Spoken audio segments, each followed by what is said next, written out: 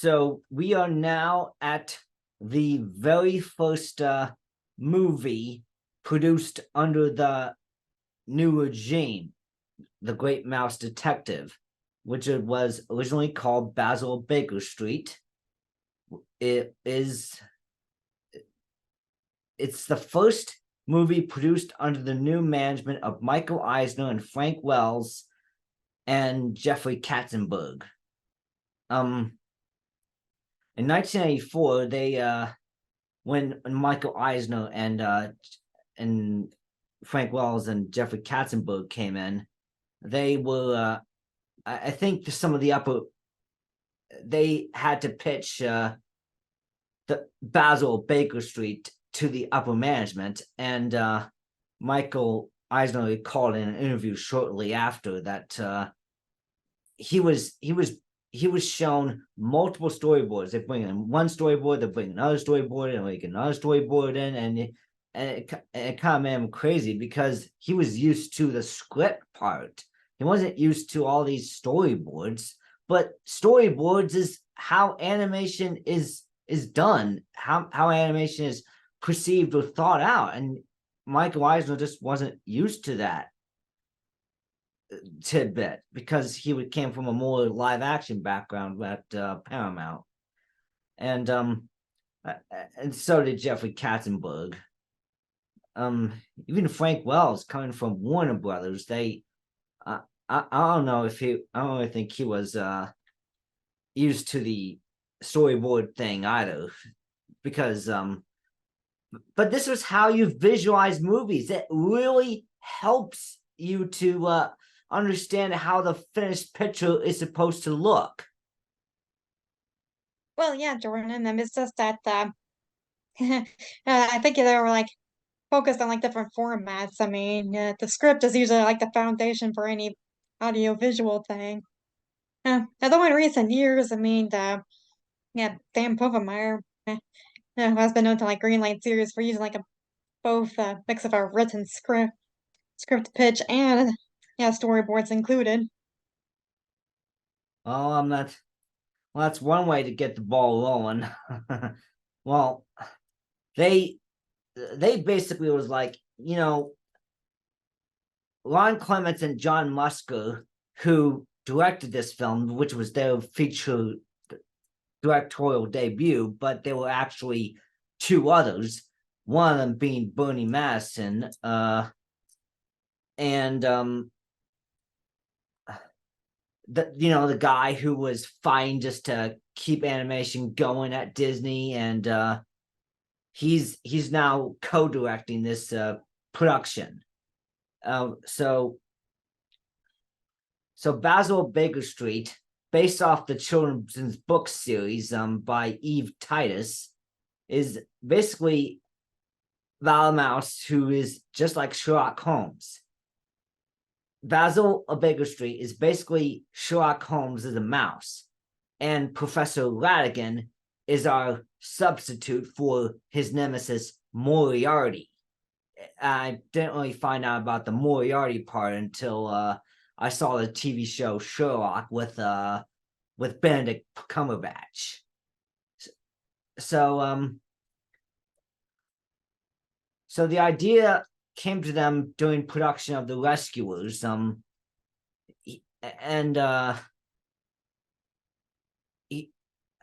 veteran layout artist Joe Hale thought he could adapt the children's book series, and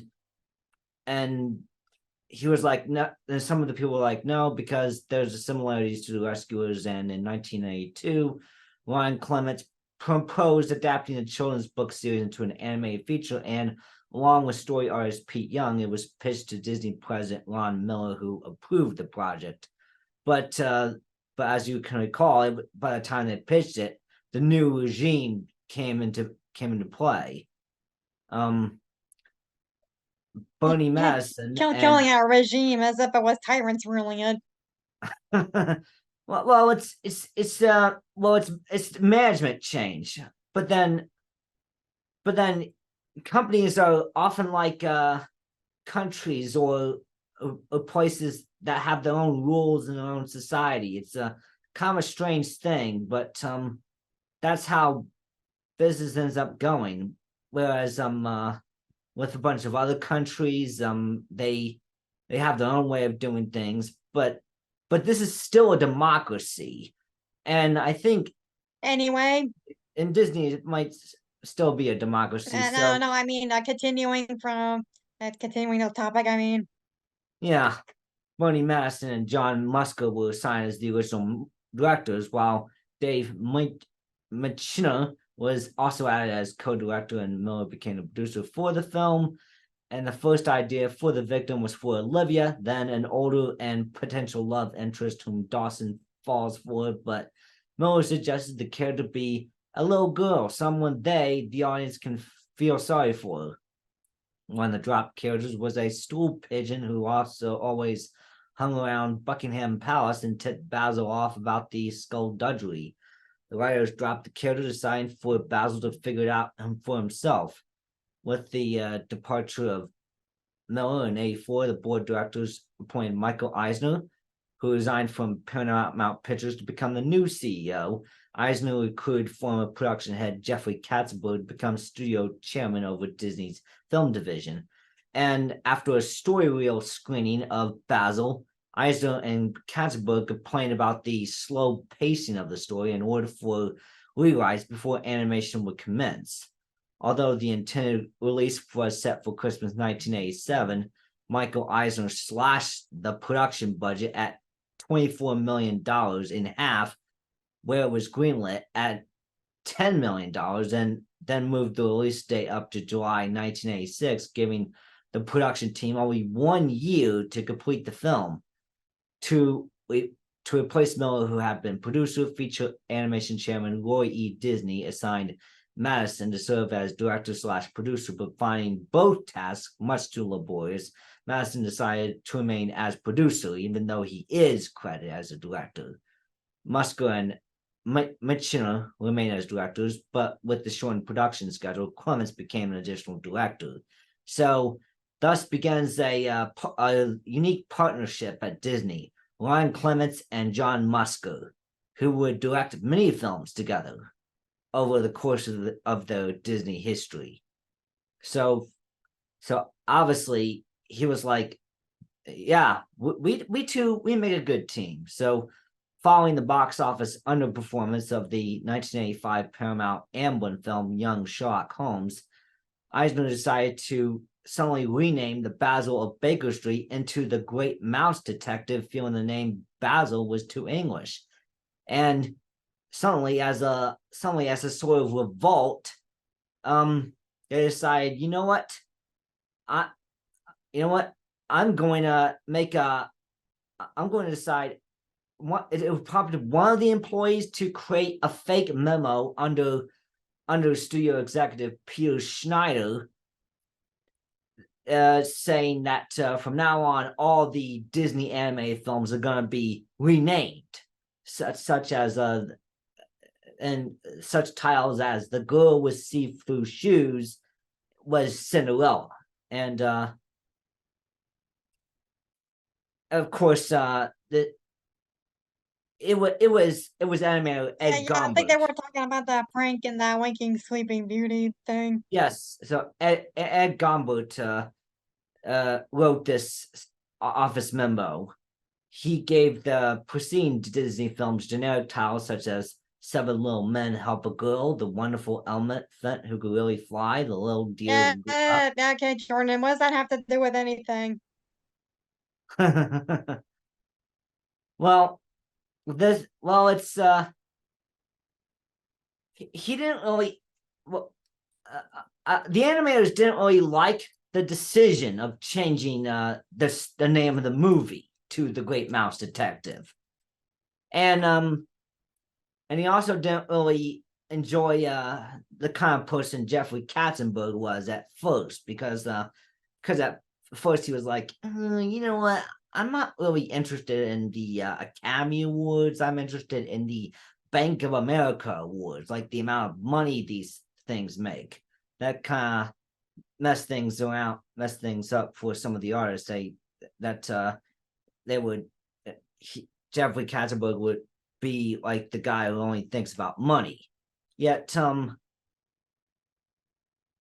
yet but yet by now they were in a completely different building in Glendale, and they had to complete the movie in the Glendale building just so that they can finish up the movie. They then meet the July 1986 release date, and so obviously we have a unique cast here.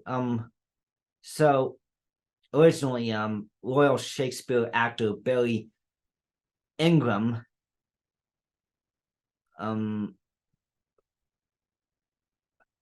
is Basil of Baker Street, and Val Benton was co-director Ron Clement's first choice for Dawson, and for Olivia, Suzanne Paulette was selected over hundreds of other applicants, while Alan Young, who you might recognize as Scrooge McDuck in Mickey's Christmas Carol, and also DuckTales, woo.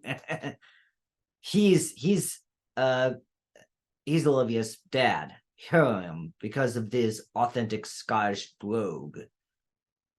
And who do they cast as a villain here? None other than horror great Vincent Price. I saw him on the Muppet Show. Yeah, a veteran actor for 52 years. Price was willing to do an audition, commented, if anybody but Disney had asked me, I would have been offended. Following a voice test, veteran voice artist Candy Candelo recorded his dialogue for Fidget in 1 hour. If you can recall, he did his voices for other Disney movies, including the Royal Guard alligator in Robin Hood, and the controversial Native American chief in Peter Pan. Yeah. Was he like, throwing his own voice to do that? Because, it sounded more like it was like some kind of special effect filter going on with those deep bellows. Well, it was. So to heighten the pitch, the tape recording of his voice was sped up. Candido's natural voice was kept for one character shouting, "Get off, you 8-legged bum." I don't know where the heck they did that, but by now, it's kind of weird, but Basil was first modeled on Bing Crosby, the Christmas singer, but the animators eventually took inspiration from Leslie Howard. Initially, Ratigan had been designed as thin, weaselly, and rat-like, and following the screen of Champagne for Caesar, which starred Ronald Colman. Glenn Keane noted that following the casting of Price, his expressive voice and attitude inspired us to further redesign the character. Additionally, during one story meeting, Glenn Keane decided to base the stature of Ratigan on then CEO Ron Miller, who was a 6'6" former football player for the Los Angeles Rams. Furthermore, Keane looked at his personality as he was thumbing through these photographs of people of London in the 1800s of railroad men, and there was this one guy smoking a cigar. He had a top hat, and there was just something about this guy, this Ratigan, this rat sucking the cigar, completely dressed to the hilt. He was sharp and perfect. He's a sewer rat dressed like a king, and he lives as a king. So the following supervising animators include Mark Penn for Basil, Hendel Butoy for Dawson, Rob Minkoff for Olivia, Andreas Deja for Queen Moustoria, Ruben Aquino for Mrs. Judson, and Mike Gabriel for Toby and Felicia. And the original finale was to take place on the hands of Big Ben, with Ratigan eventually falling to his demise, which does happen in the movie. However, layout artist Mike Peraza approached Musker with the idea of restaging the final confrontation so the characters would break through the face of Big Ben, with the grinding clockwork gears providing added menace, in which Musker agreed. Now, this is a very significant moment because in the Black Cauldron, just one little boat utilized this technology, but now it was a whole sequence. CGI now entered Disney animation. And it still had those black lines. So yeah. I mean, the shootings was a bit. Say what now? Gears definitely blended into the 2D world. Oh, definitely it did. So Musker agreed on that clockwork gears thing, and Praza's inspiration for the scene was a Japanese anime film, The Castle of Cagliostro. By this point, anime was really starting to suddenly catch on in America, and some of these unique geek cultures. As Russell still loves anime. I feel like I need to get a little more into anime. So, You can ask my cousin Jossie. I mean, she watches like like a high T-rated anime. Yeah, spaghetti. turns out the Castle of Cagliostro just happened to be the feature film debut of animator Hayao Miyazaki, which is part of the Lupin III franchise. The Castle of Cagliostro, which Peraza was a fan of, featured a climactic scene involving characters amidst giant turning gears in a clock tower. So Peraza and his team were sent to London for a video reference and were granted unprecedented access to the clockworks inside Big Ben. Because the bells would chime at every quarter hour, the team completed their research in 1 hour. And back at the feature animation building, animators Phil Nibelink and Tad Gerlo spent months designing the interior of Big Ben, with each gear produced as wireframe graphics on a computer that was printed out and traced onto animation cells onto which the colors and characters were added. The 2-minute climax sequence thus used computer-generated imagery, making the first Disney film to extensively use computer animation, a fact that Disney used to promote the film during marketing. And this film was the last work to feature Eric Larson as an animation consultant before his retirement. He was the last of Disney's Nile Men, the group that defined much of Disney's theatrical direction since the 1930s. And the character of Dr. Dawson was modeled on Larson as a tribute. So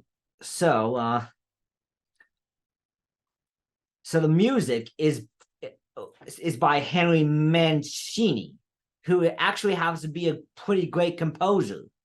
But then we don't get to the really significant Disney composers until later on in our story.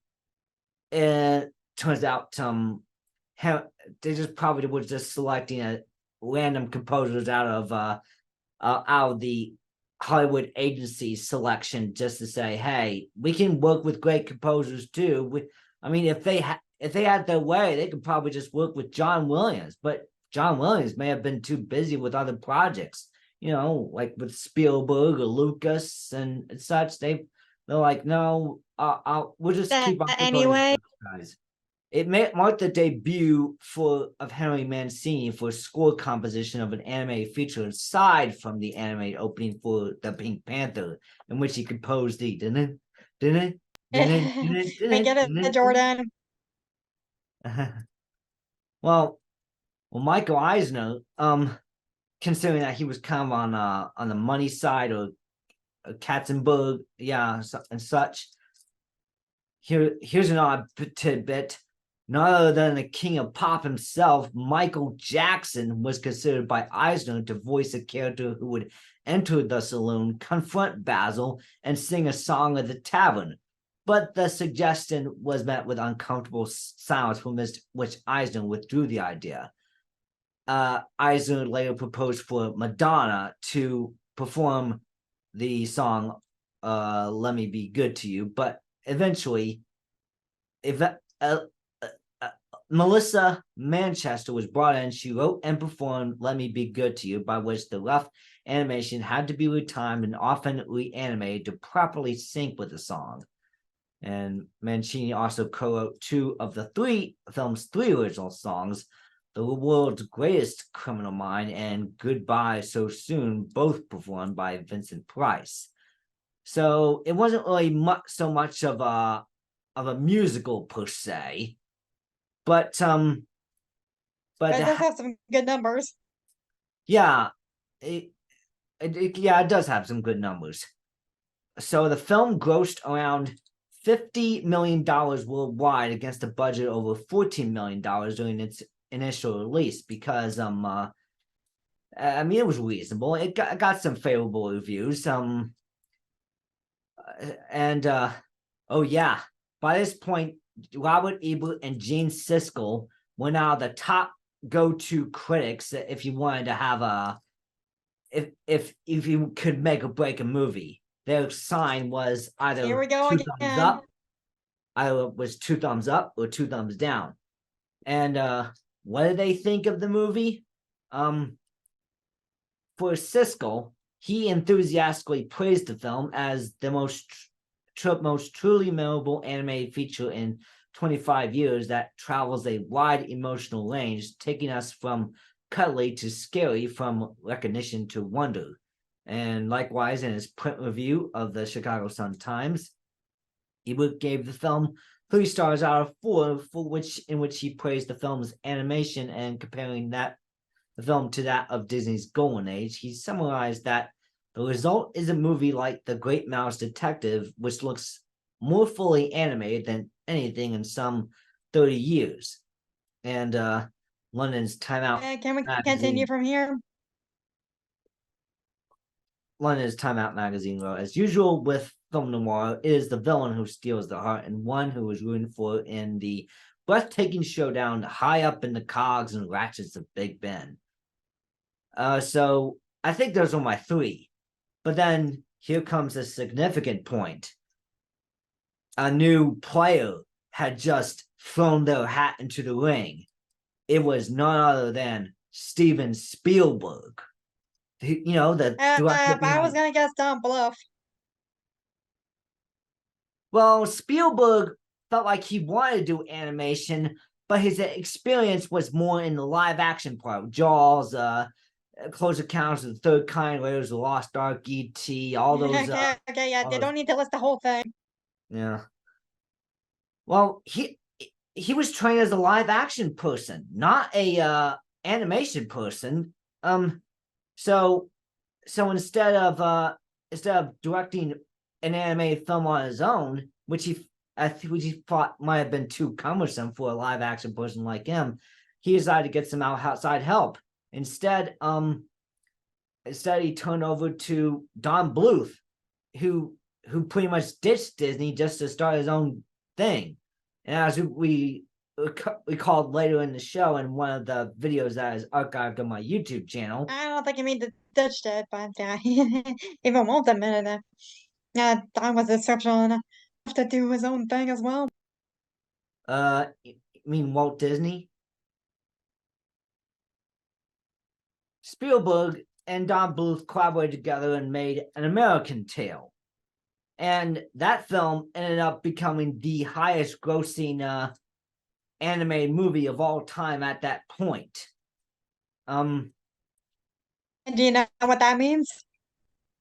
It means suddenly it means competition was suddenly starting to heat up in the animation space. And yeah, I mean, how long has it been since like so wide? Would have been like, how come it took like, 60 years for them to catch up? 60 years. But it seemed as though every other division except animation was suddenly going hot at Disney. By this point, they had a Saturday morning cartoon division. with the Adventures of Gummy Bears and the Wuzzles of all things. Yeah. We get it. And we had a Michael Jackson Captain EO ride in 1987, and also George Lucas opening up Star Tours at Disneyland, Disney World. And they even opened a theme park in Japan, which is still in Disneyland Tokyo, right? Disneyland Tokyo. Yes, I mean, this is just one of those. This is just one of those moments where they felt like what the heck are we gonna do if every department except animation is not exactly the world's every department except animation is suddenly doing hot. We need to suddenly amp it up. We need to figure out how we can do something. What are we gonna do? Can something possibly bring us out of this little creative lull or anything like that? Well, turns out not only would their competitor suddenly come to their rescue, but also an old friend from the past would end up involuntarily come to their rescue as well. So next week, a sudden combination of live action and animation in one single go round suddenly ends up getting people talking about animation again. Yeah, did you like the presentation I got for the week? No, I didn't see that. I was busy trying to tell you the story of the Great Mouse Detective. Das Gemeines in Den Bergen. Yeah.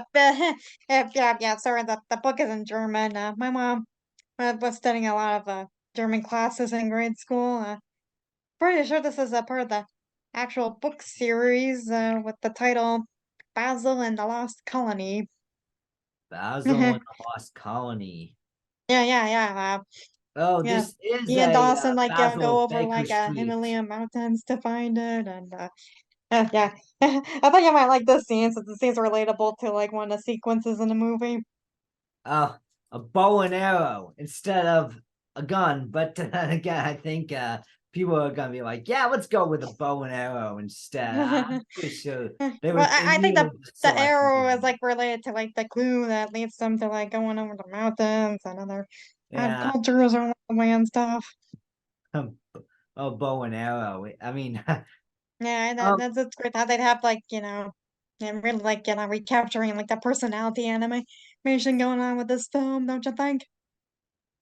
yeah.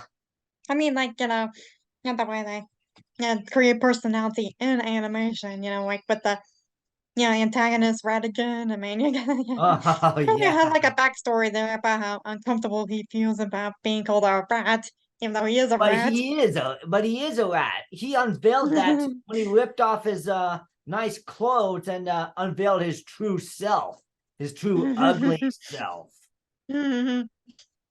And by the way, he looks super. I don't know, but he looks super awesome and menacing and just downright threatening in that one particular scene where they're fighting on top of Yeah. dogs It's on definitely except flamboyant, but that's why, but that's like part of his charm and taking pride of being a career criminal.